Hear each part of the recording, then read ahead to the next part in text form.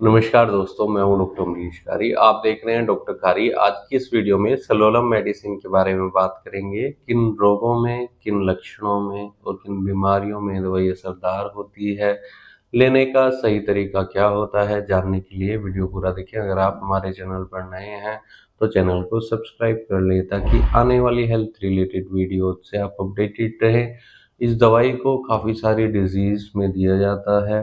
ये खास तौर पर दी जाती है ऑटो इम्यून डिजीज में, जहां पेशेंट का इम्यून सिस्टम हेल्दी सेल्स को नष्ट करने के लिए लग जाता है, उनको खत्म करना शुरू कर देता है। तो ऐसे केसेस में ये दवाई दी जाती है। इनमें कौन से रोग पेशेंट को हो सकते हैं?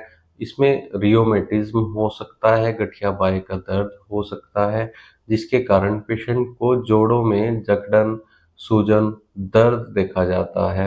गठिया बाहें के दर्द में ऑटो इम्यून सिस्टम अगर पेशेंट का गड़बड़ा गया है तो ऐसे केसेस में दवाई पेशेंट में दी जाती है। इसके अलावा इसे हम ऑटो इम्यून डिजीज सोराइसिस में दे सकते हैं या आईबीडी में दे सकते हैं।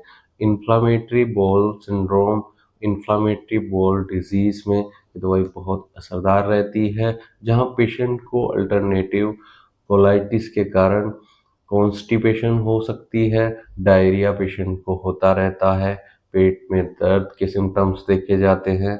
सोराइसिस में पेशेंट को स्किन पर कहीं भी सोराइसिस स्किन डिजीज हो जाती है, जिसके कारण पेशेंट को खुजली या फिर जलन का सामना करना पड़ता है, रेडनेस का सामना करना पड़ता है। तो ऐसे केसेस में दवाई दी जाती है। इसके अलावा इसे लूज मोशंस में दे सकते हैं, हेडेक में दे सकते हैं, सिर दर्द में दवाई बहुत असरदार रहती है।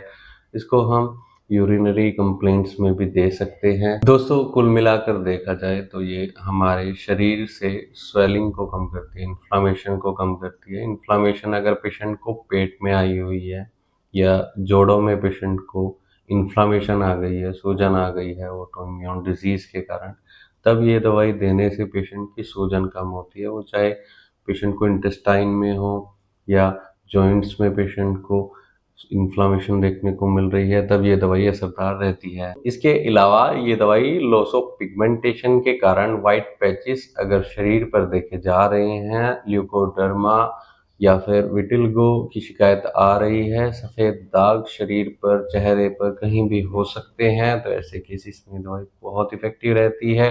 विटामिन बी 12 को और पेशेंट के आरबीसीज को, रेड ब्लड सेल्स को कंट्रोल करने में ये मेडिसिन बहुत असरदार रहती है, बैलेंस बनाए रखने में बहुत मददगार रहती है। ये दवाई थायराइड ग्लैंड में अगर इन्फ्लामेशन आ जाए तब भी असरदार रहती है। अर्थराइटिस में तो ये दवाई बहुत ही अच्छे रिजल्ट्स देती है, जहाँ सूजन हो पेशेंट के जोड़ों में।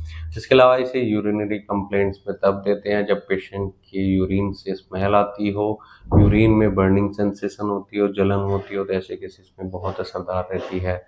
दोस्तों, अगर आपको इनमें से कोई भी परेशानी है या ये दवाई आपके पास है, आप इसको लेना चाहते हैं, तो तुरंत अपने होम्योपैथी डॉक्टर से मिलें। बिना डॉक्टर की सलाह के कोई भी होम्योपैथी दवाई नहीं लेनी चाहिए।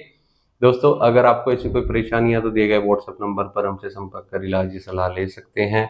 वीडियो देखने के लिए धन्यवाद। चैनल को सब्सक्राइब करें और कमेंट सेक्शन में जरूर बताएं कि हमारी वीडियोस आपको कैसी लगती हैं। Thank you.